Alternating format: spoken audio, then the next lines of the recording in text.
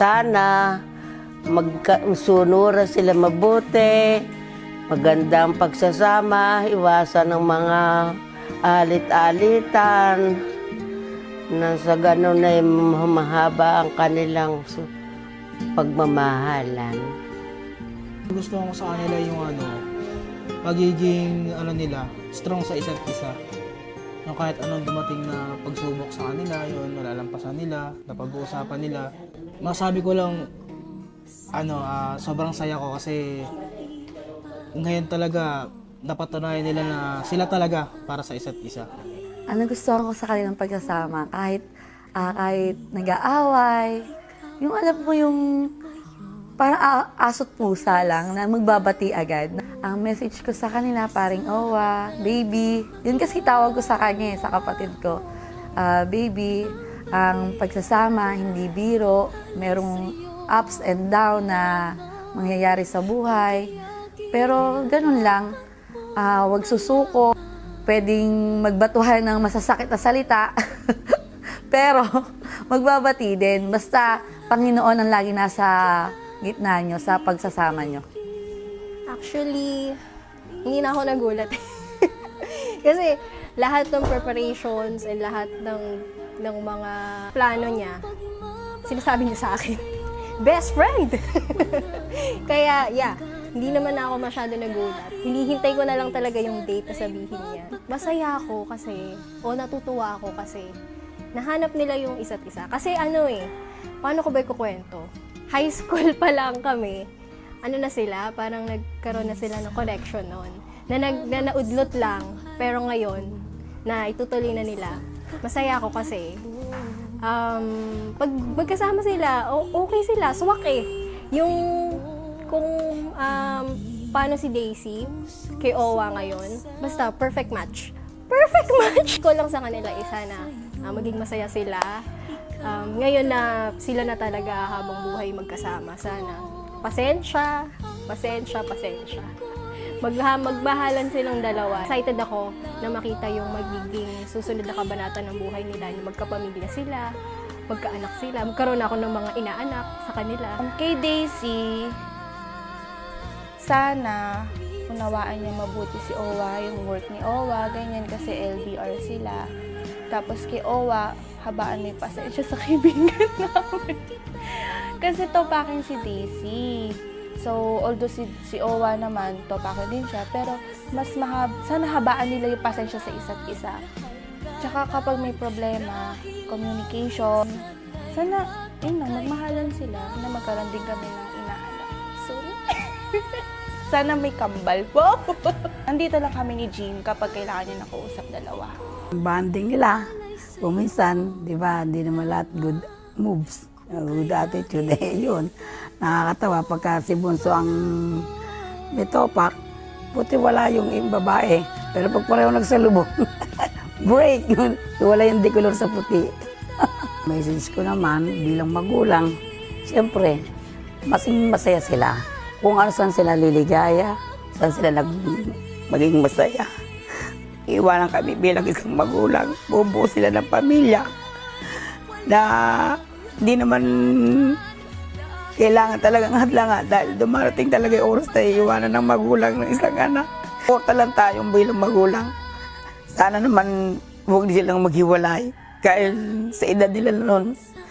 Para sa akin, nakita nila forever na sila talagang dalawa sa haba ng pinagsama nila, mga problema dumating, mga pagsubok.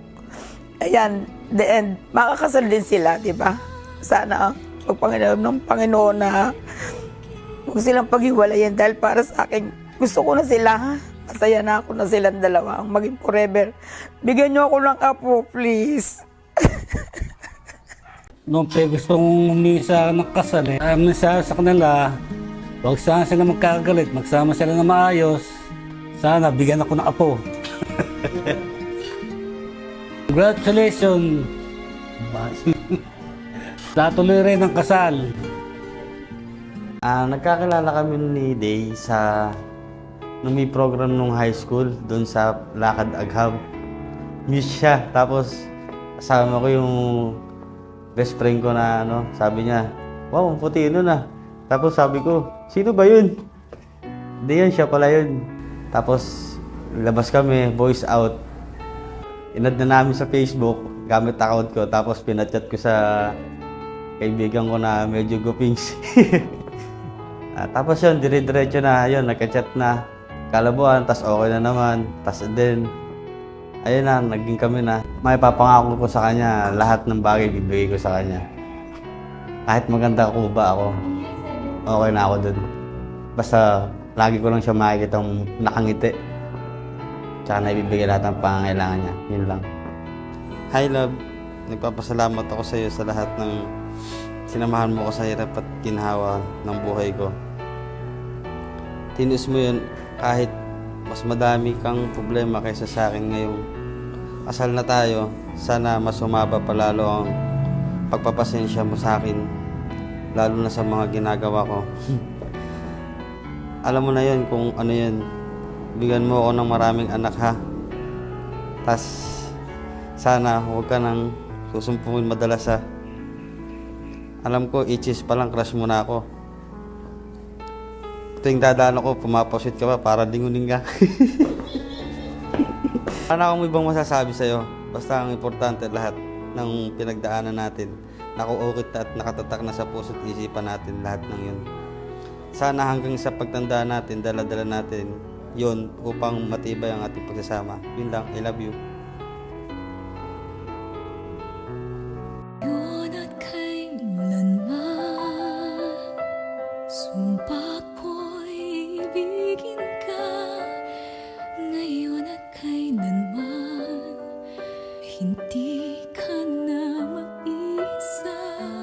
Ngayon at kailanman, sa hirap o ginhawa pa, asahang may kasama ka, sinta.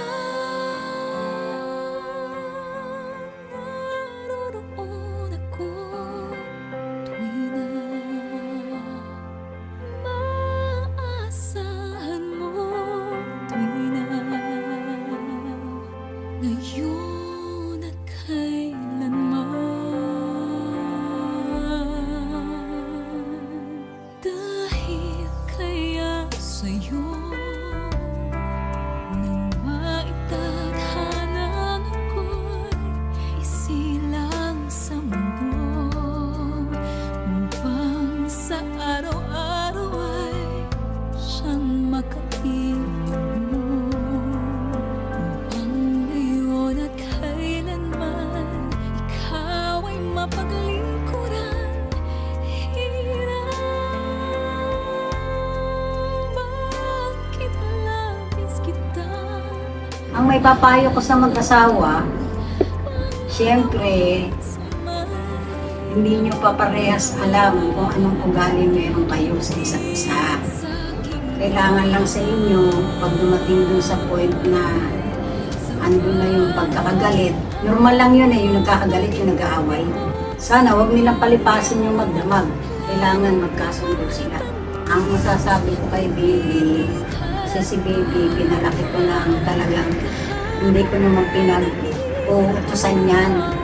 Hanggat kaya kong gawin din lang yung isang bagay, yung trabaho, lalo na sa bahay.